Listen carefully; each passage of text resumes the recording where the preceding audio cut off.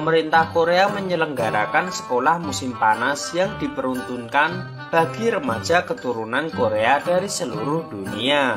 Tujuannya untuk memberi kesempatan anak-anak Korea kembali ke tanah airnya dan mempelajari kembali budaya Korea. Di suatu musim panas, guru-guru program Seoul Summer Camp menyambut para siswa di bandara. Para siswa merupakan orang Korea asli yang sejak kecil tinggal di negara-negara lain. Gaya berpakaian pun bermacam-macam, sesuai dengan tren di negara mereka tinggal. Ada yang bergaya pakaian punk rock, memakai rok mini, ala-ala rapper Amerika, tomboy, cute, gagah, seksi, dan modis. Semua calon siswa susah diatur dan bertindak seenaknya sendiri. Seluruh siswa menuju asrama sekolah dengan menggunakan bus. Siswa laki-laki dan perempuan dipisah. Saat bus bersebelahan, mereka pun saling menggoda dan menunjukkan pesonanya. Siswa perempuan berbaju hitam tampak menunjukkan ketertarikannya pada si anak punk rock. Hingga akhirnya sampailah mereka di asrama. Guru bernama Kim menyampaikan peraturan yang harus ditaati. Kamar anak laki-laki ada di lantai 2, sedangkan perempuan di lantai 3. Anak laki-laki tidak diperbolehkan untuk ke kamar perempuan setelah jam 8 malam. Kemudian semua bergegas menuju kamar masing-masing. Siswa yang bergaya ala punk rock itu bernama Sid. Ia berasal dari California. Ia sekamar dengan Sergio dari Meksiko dan Kim Klaus dari Jerman. Ketiganya saling berkenalan. Di kamar yang lain, siswa perempuan juga saling berkenalan dengan teman sekamarnya. Malamnya, Sergio berusaha bercanda dengan Sid. Apakah Sid pernah memiliki pacar? Lalu, apakah Sid masih perawan? Sid tampak menunjukkan ketidaksukaannya dengan candaan itu. Sementara itu, Klaus membawa minuman beralkohol yang rencananya akan diberikan ke pamannya. Melihat itu, Sid dan Sergio berusaha membujuknya agar bersama-sama meminumnya saja. Lalu ketiganya bertemu siswa gagah yang bernama Mike. Lalu mereka pergi menuju ke kamar para perempuan. Kemudian 2 botol minuman beralkohol milik Klaus pun dinikmati bersama-sama. Saat sedang ngobrol, terdapat 2 orang gadis yang tampak menyukai Klaus. Mereka adalah Sarah dan Chris. Tiba-tiba Grace, si gadis berpakaian seksi, menghampiri Sid. Grace berusaha menggoda Sid, lalu mengajaknya beradu siapa yang paling handal dalam minum-minum. Mereka bertaruh sebesar $40. Sid memulai minum duluan, tetapi tidak kuat. Orang-orang di situ menertawakannya karena hanya berhasil minum sedikit saja. Lalu giliran Grace unjuk kebolehannya. Ia menegak dengan santainya hingga teman-temannya terkesima. Akan tetapi pada akhirnya Grace malah muntah. Sungguh menyeramkan. Setelah itu, Sid menghampiri Grace untuk memastikan keadaannya baik-baik saja. Grace menarik tangan Sid menuju kamarnya. Ia yang menyukai Sid ingin melakukan mantap-mantap. Namun di kamar terdapat si kembar, yaitu teman sekamar Grace, sehingga membuat Sid tidak nyaman untuk melakukan hal itu. Grace yang kecewa lalu membentak dan menyuruh Sid pergi dari kamarnya. Keesokan harinya, seorang guru memergoki Sid yang membolos kelas dan mulutnya berbau alkohol. Guru yang bernama Kim tidak memarahi, justru memberi izin untuk mengikuti kelasnya. Namun saat pelajaran, sikap Sid dianggap tidak sopan karena memakai kacamata hitam dan kakinya di atas meja. Guru Kim menegurnya dan bertanya, apa artinya menjadi orang Korea bagi Sid? Lalu Sid menjawab, menjadi orang Korea berarti harus dihukum karena tidak tahu artinya menjadi orang Korea. Di kelas lain, guru taekwondo meminta 2 orang siswa untuk bertarung. Yang menang nanti akan dijadikan asistennya. Sergio mengajukan diri, lalu ditandingkan dengan gadis tomboy bernama Sujin. Dan Sujin pun berhasil melumpuhkan Sergio dalam hitungan detik. Sementara itu, tersebar rumor bahwa Sid adalah seorang gay. Rumor itu dihembuskan oleh Grace karena marah kepada Sid sejak kejadian malam itu. Mengetahui itu, Sid menghampiri Grace, lalu mengumpat tepat di depan wajahnya sambil mengebrak meja. Not only are you a liar, you're also a fucking bitch! Saat kembali ke kamar, Sid mengungkapkan kepada Klaus dan Sergio bahwa dirinya bukanlah gay. Lalu Sergio menghampirinya untuk mengajak minum soju agar lebih rileks. Sementara itu, Grace menenangkan dirinya dengan minum soju lalu menari bersama si kembar. Hari berikutnya, Sid dibangunkan untuk segera bersiap karena hari itu siswa akan kunjungan wisata. Acara kunjungan wisata berlokasi di area keamanan bersama atau kawasan perbatasan. Di lokasi itu pernah ditandatangani perjanjian gencatan senjata antara Amerika dan Korea Utara. Di sana rombongan bertemu dengan siswa dari Jepang yang juga sedang kunjungan wisata. Seperti biasa, pasti ada siswa yang saling menggoda. Di samping itu, Meg hampir berkelahi dengan salah seorang siswa dari Jepang. Tiba-tiba siswa yang bergaya ala rapper membuang permen karet hingga mengenai sepatu tentara. Terjadilah keributan hingga saling todong senjata antara dua pasukan tentara yang sedang berjaga. Guru Kim menuduh Sid sebagai pelaku pelempar permen karet tersebut. Sid membantah dan berkata bahwa dirinya tidak melakukan itu. Namun Guru Kim tidak mempercayainya. Klaus berusaha untuk beraksi membela Sid.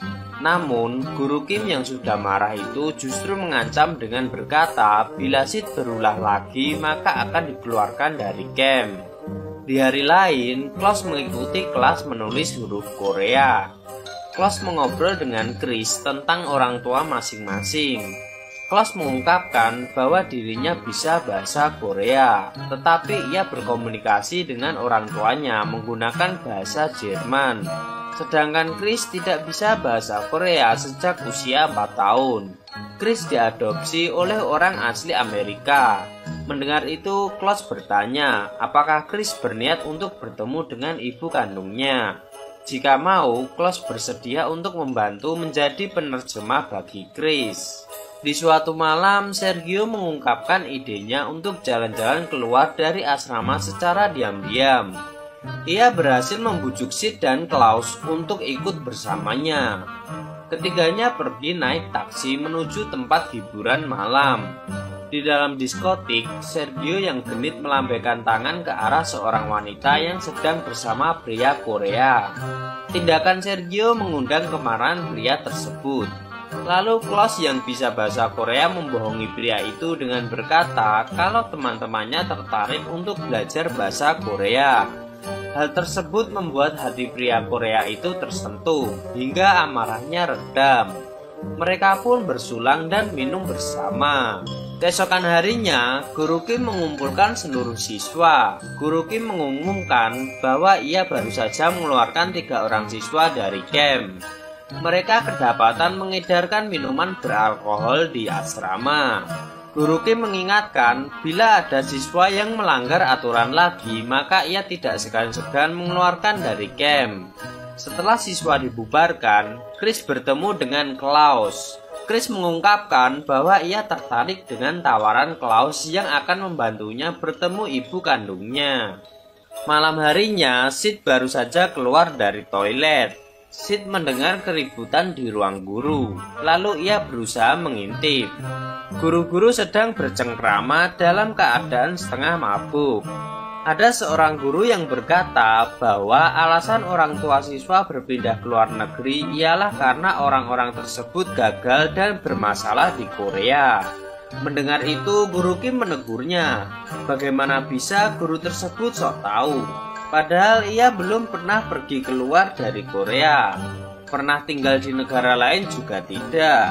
Guru itu tertawa sambil berkata bahwa Guru Kim tidak berhak mengkritik dirinya, sebab Guru Kim saja tidak bisa untuk menjaga keluarganya sendiri. Mendengar perkataan itu, Guru Kim tersinggung dan perkelahian di antara keduanya terjadi. Hari besoknya, Sid bercerita tentang apa yang didengarnya semalam kepada Sergio. Sid mendengar bahwa salah satu guru mengatai orang tua siswa Kim sebagai pecundang sebab pergi meninggalkan Korea. Guru Kim berusaha membela orang tua siswa. Namun ada suatu perkataan yang entah apa maksudnya membuat Guru Kim marah besar. Di tempat lain, Guru Kim menangis sambil melihat foto bersama istri dan anaknya. Sementara itu, Klaus pergi menemani Chris ke panti asuhan untuk mencari informasi tentang ibu kandung Chris. Setelah menunggu beberapa saat, pihak panti asuhan memberikan surat. Surat itu berisi nama Korea Chris ialah Ju-en. Ibunya menuliskan surat di hari ulang tahun Chris yang ke-13. Sejak meninggalkan Chris di panti asuhan, ibunya selalu bertanya-tanya di mana keberadaan Chris sekarang. Chris mungkin marah pada ibunya, tetapi ibunya berharap agar Chris mengerti situasi ibunya yang rumit. Hal terpenting, ibunya ingin hidup Chris lebih baik. Mendengar isi surat itu, wajah Chris tampak sedih. Di kamar, Sid curhat kepada Sergio kalau Guru Kim mengingatkan Sid akan ayahnya. Guru Kim tampak selalu menunggu Sid membuat kekacauan. Seperti ayahnya yang selalu mengatakan bahwa Sid mengacau. Sid begitu membenci ayahnya, bahkan ia berharap ayahnya mati. Sid menanyakan seperti apakah ayah Sergio. Sergio menjawab bahwa ayahnya telah meninggal saat ia berusia 10 tahun. Mendengar itu, Sid meminta maaf kepada Sergio. Setelah itu, Sid berjalan di lorong dan tak sengaja bertemu Grace. Grace masih berusaha untuk merendahkannya. Sid pun membalas dengan mengatakan bahwa Grace tampak menyedihkan.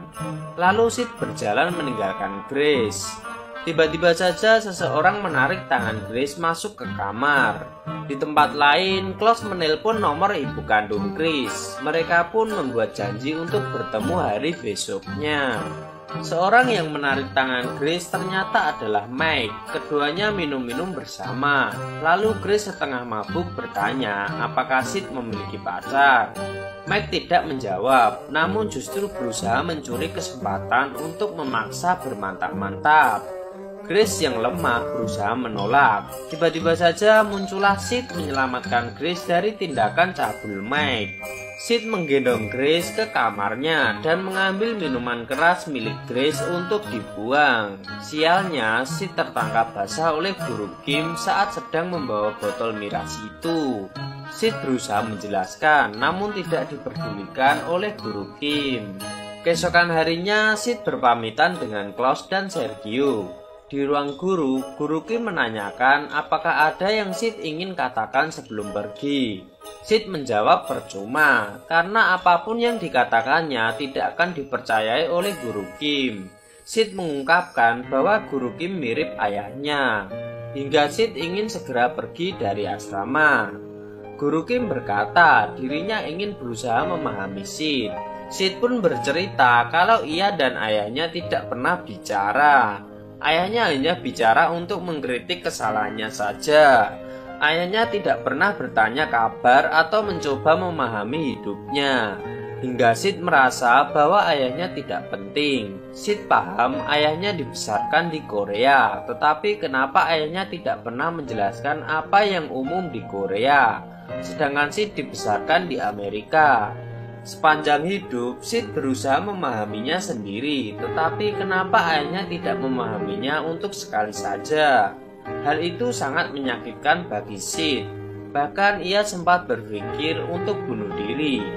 Mendengar Sid berkata ingin bunuh diri, Guru Kim memukulnya. Sid meminta Guru Kim untuk memukulnya lagi saja, jika itu membuat Guru Kim merasa lebih baik. Sambil berkaca-kaca, Guru Kim mengungkapkan bahwa dirinya sudah lama menjadi seorang guru. Ia bekerja memberi dorongan siswa untuk belajar seperti binatang. Saat itu anaknya sedang persiapan ujian masuk universitas. Untuk mempertahankan reputasi sebagai guru, Guru Kim memberi tekanan pada anaknya. Saat anaknya akhirnya gagal, Guru Kim memukul anaknya sampai pingsan, dan itulah terakhir kali Guru Kim melihatnya. Sebab keesokan harinya, Guru Kim mendengar di radio bahwa anaknya menjatuhkan diri ke depan kereta.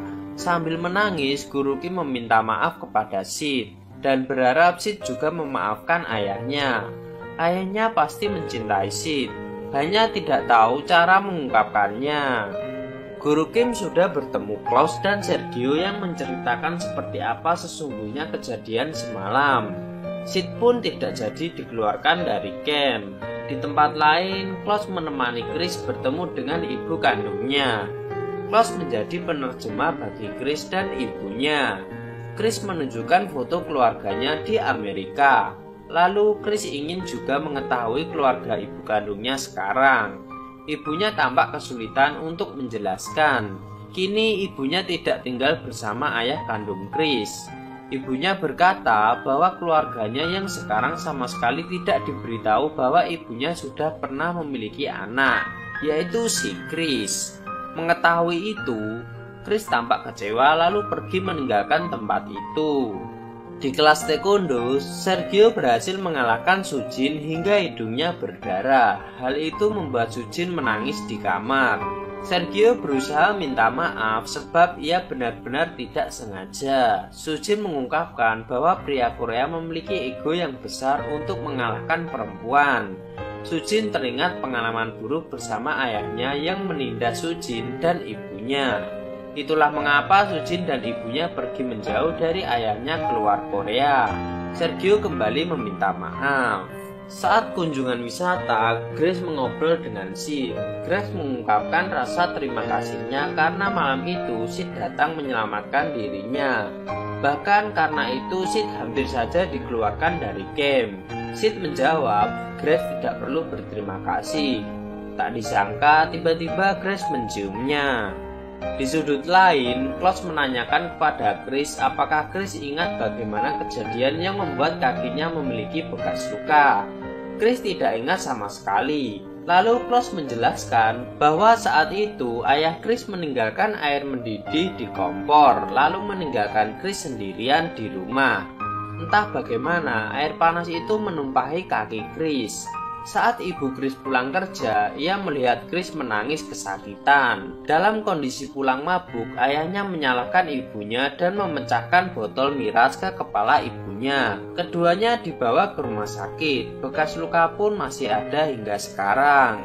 Saat rombongan siswa camp kembali berpapasan dengan rombongan siswa Jepang, terjadi kesalahpahaman hingga berujung kericuan yang melibatkan dua kubu. Seusai keributan, guru dari kedua belah pihak membariskan para siswa secara berhadapan. Guru Kim berkata bahwa mereka semua adalah sama-sama orang keturunan Korea.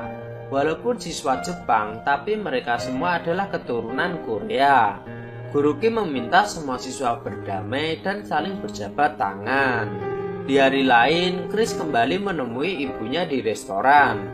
Keduanya saling berhadapan. Chris yang tak bisa bahasa Korea mengungkapkan perasaannya dengan bahasa Inggris. Ia berkata mungkin ini terakhir kali bertemu dengan ibunya. Dulu sebelum bertemu, Chris berharap dapat memiliki ikatan yang kuat dengan ibunya. Namun sesuatu di luar harapan terjadi. Ia kembali merasakan kesedihan yang sama, seperti dulu pertama kali pindah ke Amerika. Dulu ia sempat menangis karena berharap dapat bertemu ibunya kembali. Sampai ada masa di mana ia melupakan ibunya. Kini Chris kembali bertemu ibunya, tetapi justru membuatnya sedih dan marah karena ibunya merahasiakan Chris sebagai bagian hidupnya. Hingga Klaus memberitahu keadaan ibunya yang menderita. Chris sulit untuk memahami semua karena memang rumit. Tapi Chris yakin bahwa ibunya melakukan semua ini dengan cinta. Chris senang dapat bertemu ibunya. Chris berharap suatu hari nanti ia dapat memanggilnya ibu. Ibunya menangis, menyentuh wajah Chris sambil berkata, "Anak perempuanku." Tiba di hari pesta kelulusan, semua siswa mengenakan kostum yang unik. Sid kini bergaya rapi, Klaus tampil seperti anak punk rock, dan Sergio mengenakan dress merah. Hingga muncullah Chris dengan mengenakan baju tradisional Korea. Melihat itu, Klaus tampak terkagum dan memuji kecantikan Chris. Kemudian semua orang berdansa dengan pasangan masing-masing. Di hari kepulangan siswa, Sid menemui Guru Kim untuk mengucapkan selamat tinggal dan terima kasih atas semuanya. Guru Kim menjawab dirinya lah yang berterima kasih kepada Sid. Sementara itu, Sergio menemui Sujin untuk salam perpisahan dan berkata bahwa akan menelpon Sujin besoknya. Lalu ia mencium tangan Sujin. Sebelum benar-benar pisah, Sujin mencium Sergio. Di sisi lain, Klaus membantu Chris untuk mengangkat tas ke taksi. Mereka pun berpelukan. Chris mengungkapkan bahwa ia tidak akan melupakan Klaus karena Klaus adalah orang yang sangat spesial baginya.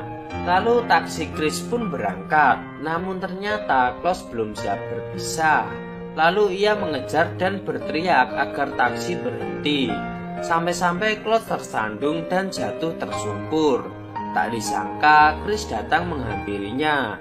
Klaus memohon agar Chris tetap tinggal bersamanya di Korea, dan Chris mengiyakan. Lalu mereka pun berciuman dan film pun tamat.